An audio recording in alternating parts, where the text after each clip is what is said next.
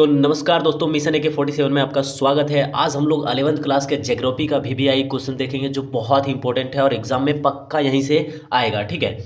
और दोस्तों और मैं बता दूं कि आज से 5 बजे शाम को 11th क्लास के जितने भी सब्जेक्ट हैं, हिस्ट्री हो गया, आर्ट्स के जितने भी सब्जेक्ट हैं, हिस्ट्री इकोनॉमिक्स वगैरह जितने भी सब्जेक्ट हैं, वो 5 बजे आज से लाइव आएगा। शाम को 5 बजे से आज से हम लोग लाइव आएंगे और पूरे सोल्यूशन को देखेंगे जो महातांडव सोल्यूशन होने वाला है, ठीक है। तो बिना देर किए हुए क्वेश्चंस को शुरू करते हैं। और चैनल में नए हैं तो चैनल को सब्सक्राइब कर लीजिएगा, क्योंकि आप सब्सक्राइब करेंगे तभी हमारे लाइव का नोटिफिकेशन आपके पास जाएगा, ठीक है। तो चलिए, आज ज्योग्राफी का 40 क्वेश्चन जो VBI होने वाला है, जो एग्जाम में आपको डायरेक्ट यहीं से क्वेश्चन पूछे जाएंगे, ठीक है।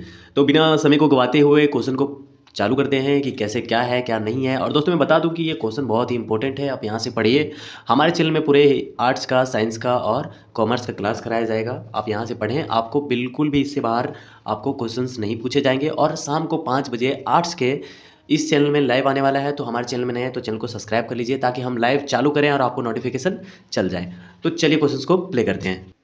तो दोस्तों क्वेश्चन नंबर 1 में बताया गया है कि भौगोलिक अध्ययन के क्रमबद्ध उपागम को किस भौगोलिक ने प्रवर्तित किया। तो किस भौगोलिक ने प्रवर्तित किया था, तो इसका जो आंसर हो जाएगा वो हो जाएगा option number A, Alexander von Humboldt ने, ठीक है। तो नेक्स्ट क्वेश्चन चलते हैं।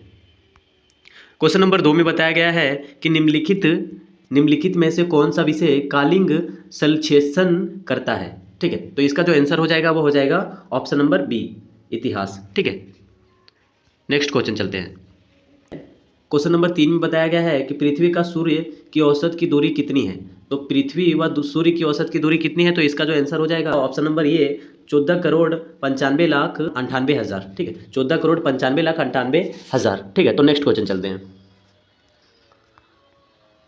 क्वेश्चन नंबर 4 में बताया गया है निम्नलिखित में से कौन सा तत्व वर्तमान वायुमंडल के निर्माण व संशोधन में सहायक नहीं है। तो इसका जो आंसर हो जाएगा वो हो जाएगा ऑप्शन नंबर सी, विभेदन, ठीक है, विभेदन, ठीक है। नेक्स्ट क्वेश्चन चलते हैं। क्वेश्चन नंबर 5 में बताया गया है दक्षिणी अफ्रीका में सोने की खाने कितनी गहरी है, ठीक है। तो दक्षिण अफ्रीका में जो सोने की खाने हैं, मतलब जो सोने का खाना है वो कितने गहरा है, तो इसका जो आंसर हो जाएगा वो हो जाएगा 3 से 4 किलोमीटर, ऑप्शन नंबर बी, 3 से 4 किलोमीटर, ठीक है। नेक्स्ट क्वेश्चन चलते हैं। क्वेश्चन नंबर 6 में बताया गया है कि गुरुत्वाकर्षण बल ध्रुवों पर अधिक और भूमध्य रेखा पर कम क्यों होता है। तो इसका जो आंसर हो जाएगा वो हो जाएगा ए नंबर, पृथ्वी के घूर्णन के कारण, ठीक है। पृथ्वी घूमता ही आपको पता है, तो उसके कारण गुरुत्वाकर्षण बल ध्रुवों की अधिक घूर्ण रेखा पर क्यों होता है, ठीक है। तो पृथ्वी घूमने के कारण। नेक्स्ट क्वेश्चन चलते हैं। क्वेश्चन नंबर 7 में बताया गया है स्थल मंडल की मोटाई या गहराई कितनी होती है। तो स्थल मंडल की मोटाई और गहराई कितनी होती है दोस्तों, तो इसका जो आंसर हो जाएगा वो हो जाएगा ऑप्शन नंबर ये 200 किलोमीटर गहराई होती है, ठीक है। स्थल मंडल की मोटाई या गहराई कितनी होती है, तो 200 किलोमीटर होती है। अब नेक्स्ट क्वेश्चन चलते हैं। क्वेश्चन नंबर 8 में बताया गया है कि भूगर्भ में ध्वनि तरंग के समान चलने वाली तरंग क्या कहलाती है। तो इसका जो आंसर हो जाएगा वो हो जाएगा प्राथमिक तरंग कहलाती है। क्या कहलाती है, प्राथमिक तरंग कहलाती है, ऑप्शन नंबर ये, ठीक है। तो नेक्स्ट क्वेश्चन चलते हैं। क्वेश्चन नंबर 9 में बताया गया है रिक्टर स्केल से क्या मापा जाता है। रिक्टर स्केल से क्या मापा जाता है, तो भूकंप की तीव्रता मापी जाती है, ठीक है। रिक्टर स्केल से भूकंप की तीव्रता मापी जाती है, ऑप्शन नंबर बी, ठीक है। नेक्स्ट क्वेश्चन चलते हैं। क्वेश्चन नंबर 10 में बताया गया है कि महाद्वीपीय विस्थापन सिद्धांत सन 1912 में किसने प्रस्तावित किया।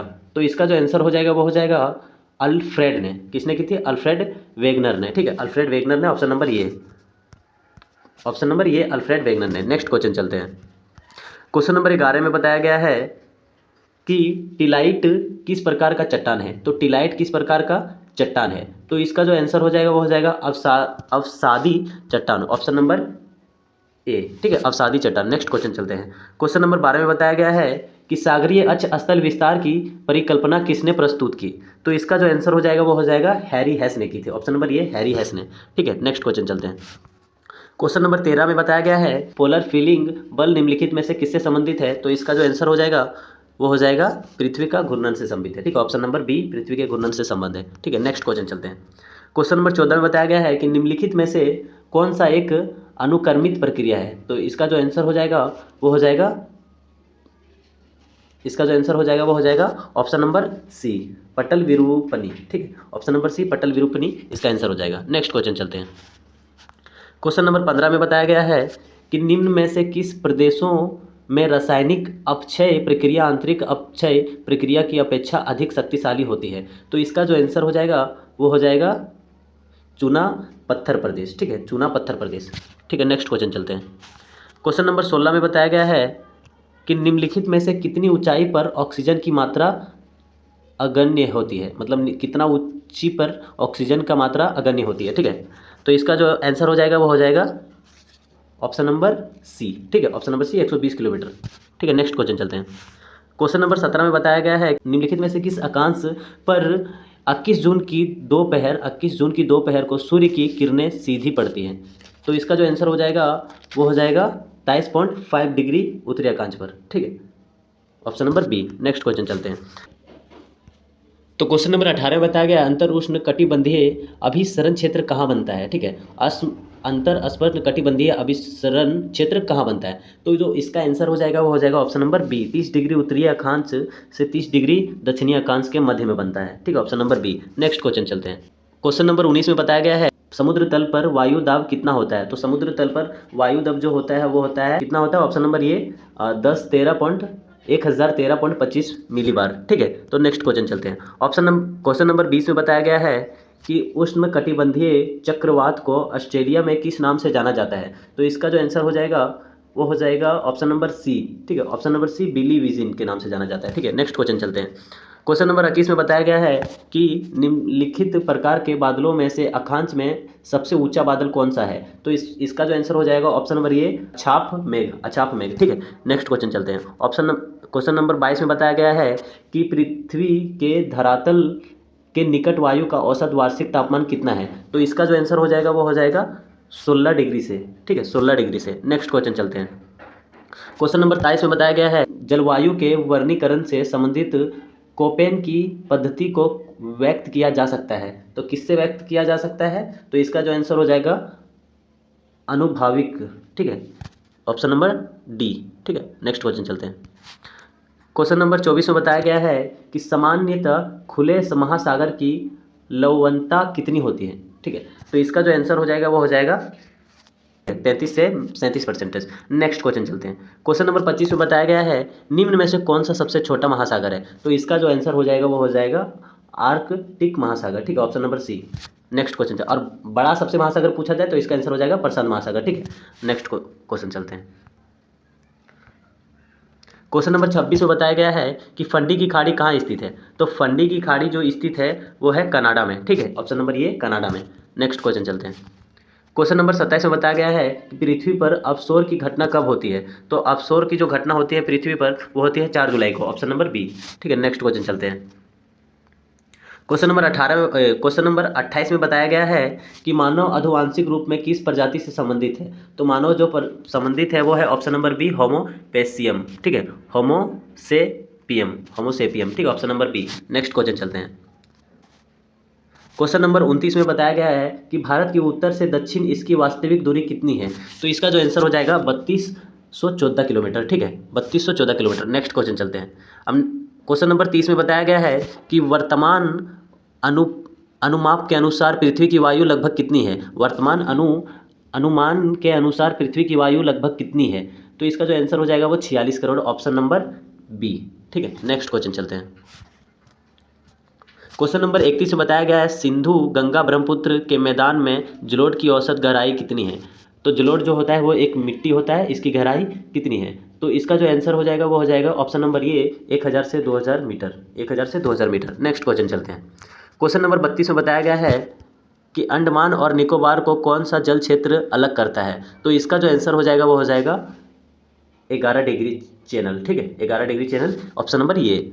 नेक्स्ट क्वेश्चन चलते हैं। क्वेश्चन नंबर 33 में बताया गया है निम्नलिखित में से कौन सा अलकनंदा व भागीरथी का संगम स्थल है। तो इसका जो आंसर हो जाएगा वो हो जाएगा ऑप्शन नंबर डी, देवप्रयाग। ठीक है, देवप्रयाग। नेक्स्ट क्वेश्चन चलते हैं। क्वेश्चन नंबर 34 में बताया गया है कि जाड़े के आरंभ में तमिलनाडु के तटीय प्रदेशों में वर्षा किस कारण होती है। तो इसका जो आंसर हो जाएगा ऑप्शन नंबर ये दक्षिण पश्चिमी मानसून के कारण। ठीक है, नेक्स्ट क्वेश्चन चलते हैं। क्वेश्चन नंबर 35 में बताया गया है कि नंदा देवी जीवमंडल नीचे निम्नलिखित में से किस प्रांत में स्थित है। ठीक है, तो इसका जो आंसर हो जाएगा वो हो जाएगा ऑप्शन नंबर बी, उत्तराखंड में। ठीक है, नेक्स्ट क्वेश्चन चलते हैं। क्वेश्चन नंबर 36 में बताया गया है कि वन नीति के अनुसार वर्तमान में निम्नलिखित में से कितना प्रतिशत क्षेत्रों में वन है। ठीक है, तो इसका जो आंसर हो जाएगा वो हो जाएगा ऑप्शन नंबर ये 33%। ठीक है, 33%। नेक्स्ट क्वेश्चन चलते हैं।